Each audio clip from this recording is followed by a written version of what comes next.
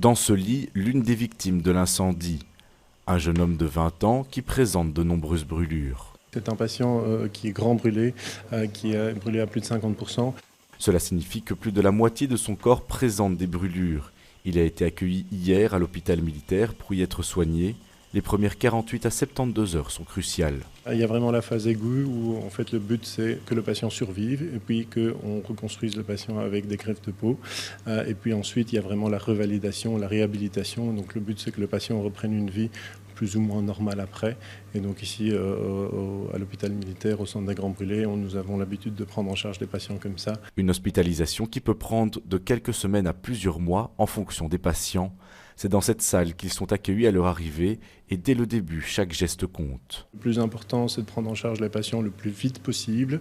Et donc c'est pour ça que le centre des Grands Brûlés de l'hôpital militaire a vraiment une très bonne coopération avec tous les services d'urgence de Bruxelles et aussi de Belgique pour essayer de recevoir les patients le plus vite possible pour le prendre en charge dans un centre spécialisé. Chaque année, ce sont plusieurs dizaines de grands brûlés qui sont soignés ici par des équipes mêlant civils et militaires.